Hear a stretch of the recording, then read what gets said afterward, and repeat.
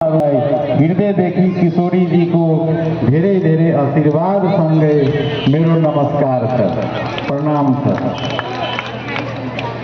म जनकपुर देशीजमा कुनै बेला धेरै आबद्ध थिएँ।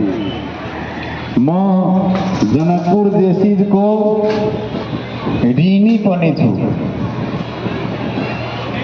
यो नारा मलाई अहिले पनि कानमा र हृदयमा गुन्जिरहेछ कि हामीलाई विश्वास छ कि ईश्वरमा आस्था मनुष्य जीवनलाई सार्थकता र उद्देश्य प्रदान गर्दछ र यो हाम्रो अहिले पनि हृदयमा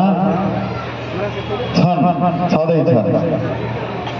ईवीपी पछि म जानकी मन्दिरको सेवामा उपस्थित भएँ र आज उत्तराधिकारीको रूपमा यो म कहीँ कतैबाट पाएछु भने यो मलाई जनकपुर देशीजले दियो। आज जनकपुरवासीको बीचमा म एउटा धार्मिक र सांस्कृतिक सेवा पाएछु। त्यस हिसाबले हाम्रो जति ओहदा छ त्यस ओहदालाई सुसम्मान हामी कार्य गर्न सफल भएछौँ। अहिले मोदीको भिजिट होस्, योगीको भिजिट होस्, 2024 को भार कार्यक्रम जुन अयोध्या जनकपुरबाट अयोध्या गएको थियो, आज हाम्रो जनकपुरमा यो विभिन्न कार्यक्रम सजाएर पर्यटक प्रवर्धनमा एउटा जोरदार हिस्सा भएछु। यो हामीलाई अगाडि सार्ने यही जनकपुर धामवासीसँगै अभिन्न रूपमा हाम्रो यो देशीज परिवार रहेछ। म ऋणी छु देशीजको।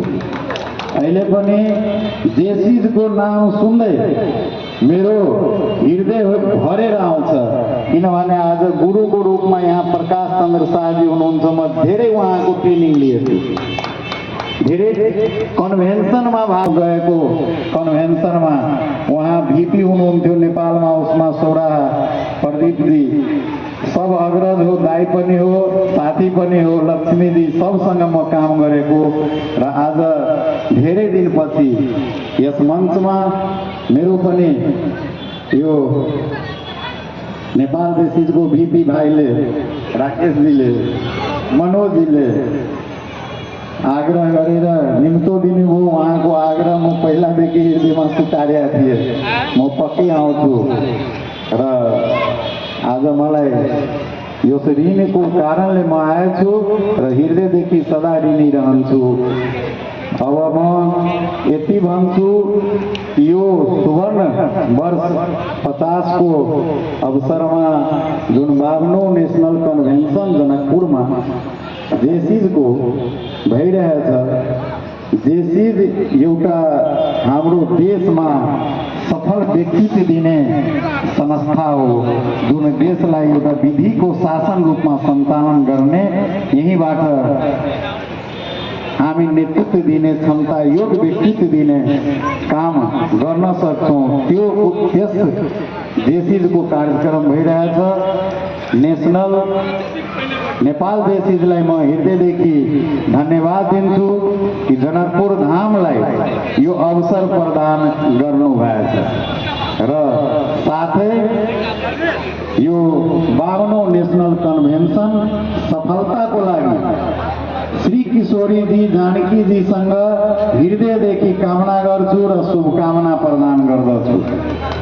यति मात्र होइन, आउने देशीज परिवारको हरेक अतिथिलाई जानकी मन्दिरमा स्वागत गर्ने आतुर पनि छु र हृदयदेखि अहिले पनि स्वागत गर्दैछु र कन्भेन्सनको समयमा पनि स्वागत गर्ने आतुर रहिरहन्छु। यति भन्दै सम्पूर्ण देशीज परिवारलाई फेरि पुनः किशोरीजीको आशीर्वादसँगै मेरो पुनः नमन, नमस्कार। जय सिया राम।